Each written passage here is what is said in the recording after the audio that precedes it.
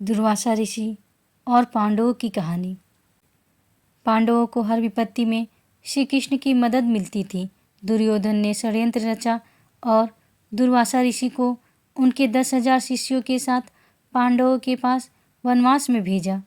महापुरुषों को प्रसन्न करना बहुत कठिन होता है और जो भगवान से अनुराग नहीं रखते वे संतों के संग का लाभ नहीं उठा पाते। दुर्योधन ने 4 महीनों तक दुर्वासा ऋषि की सेवा की, जिससे प्रसन्न होकर दुर्वासा ऋषि ने उसे वरदान मांगने के लिए कहा। दुर्योधन ने इसे पांडवों के नाश का उचित अवसर समझा। उसे पता था कि अगर पांडव दुर्वासा ऋषि और उनके शिष्य को तृप्त नहीं कर पाए तो वे क्रोधित होकर उन्हें श्राप दे देंगे। उन्होंने दुर्वासा ऋषि से कहा कि मेरे बड़े भाई युधिष्ठिर महाराज वनवास में हैं। आप अपने शिष्यों के साथ वहां जाएं और आतिथ्य स्वीकार करें। उसने आग्रह किया कि जब द्रौपदी भोजन कर चुकी हों तभी आप वहां जाएं। दुर्वासा ऋषि ने यह प्रस्ताव स्वीकार कर लिया। द्रौपदी को सूर्यदेव से अक्षय पात्र प्राप्त हुआ था, जो अब तक असीमित भोजन प्रदान करता था जब तक द्रौपदी स्वयं भोजन न कर ले। एक दिन जब द्रौपदी ने भोजन करके अक्षय पात्र धोकर रख दिया, उसी समय दुर्वासा ऋषि अपने 10,000 शिष्यों सहित पांडवों के पास पहुँचे। पांडवों ने उनका स्वागत किया और कहा, कृपया आप हमारे यहाँ भोजन ग्रहण करें।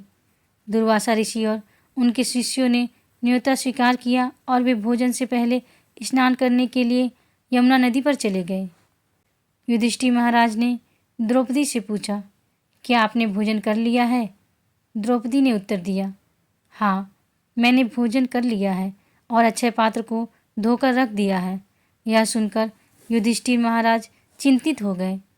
द्रौपदी ने उनसे पूछा कि उन्हें क्या हुआ। युधिष्ठिर ने कहा, बाहर दुर्वासा ऋषि और उनके 10,000 शिष्य भोजन के लिए आने वाले हैं। अगर वे तृप्त न हुए तो क्रोधित होकर हमें श्राप दे सकते हैं। द्रौपदी ने कहा, आप एक पात्र पर इतना विश्वास कर रहे हैं, लेकिन पूरे संसार का पालन करने वाले श्री कृष्ण हमारे साथ हैं। वे हमें इस संकट से अवश्य बचाएंगे। फिर द्रौपदी ने श्री कृष्ण को आर्तभाव से पुकारा, हे श्री कृष्ण। श्री कृष्ण तुरंत ही मुस्कुराते हुए वहाँ प्रकट हो गए। उन्होंने आते ही कहा, मुझे बहुत भूख लगी है, मुझे कुछ खाने को दो। द्रौपदी ने कहा, प्रभु, मैंने आपको इसी समस्या के समाधान के लिए पुकारा है, लेकिन इस समय यहाँ कुछ भी खाने को नहीं है। मैंने अक्षय पात्र को धोकर रख दिया है। श्री कृष्ण ने कहा, पहले मुझे खाने को दो, बाकी बातें बाद में करेंगे। द्रौपदी ने कहा, प्रभु, मेरे लिए यह सौभाग्य की बात है कि आप मुझसे कुछ खाने को मांग रहे हैं, लेकिन यहाँ अब कुछ भी उपलब्ध नहीं है। फिर भी श्री कृष्ण ने उन्हें अक्षय पात्र लाने को कहा। श्री कृष्ण ने उस धुले हुए अक्षय पात्र से अन्न का एक दाना निकाल लिया। श्री कृष्ण सर्वसमर्थ हैं, वे कुछ भी करने में सक्षम हैं। कोई साधारण स्त्री भी जूठा पात्र इस तरह नहीं धोएगी कि उसमें कुछ अन्न शेष रह जाए। और द्रौपदी तो परम पतिव्रता और यज्ञ से प्रकट हुई देवी थी। साथ ही सूर्यदेव ने जब द्रौपदी को अक्षय पात्र दिया था तो कहा था कि उनके भोजन खा लेने के बाद उस दिन के लिए उसमें कोई भी अन्न नहीं बचेगा। यह सब श्री कृष्ण का एक चमत्कार था जो पांडवों की रक्षा के लिए हुआ। श्री कृष्ण ने वह अन्न का दाना खाया और कहा, इससे तो पूरा विश्व तृप्त हो जाएगा।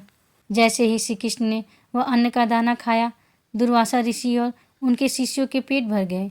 उन्होंने फिर भीम से कहा कि जाकर दुर्वासा ऋषि और उनके शिष्यों को भोजन के लिए बुला लाओ। भीम गए और दुर्वासा ऋषि से कहा कि आप सबके लिए स्वादिष्ट भोजन तैयार है, कृपया आइए। दुर्वासा ऋषि ने कहा, हम सबका पेट इतना भर गया है कि अब एक घूंट पानी की भी जगह नहीं है। ऋषि ने कहा, मैं तुम्हारी सेवा से प्रसन्न हूँ, कोई वरदान मांगो। भीम ने कहा, दुर्योधन ने आपको जिस भाव से यहाँ भेजा हो वही परिणाम उसे प्राप्त हो। दुर्वासा ऋषि ने कहा, ऐसा ही होगा। राधे राधे।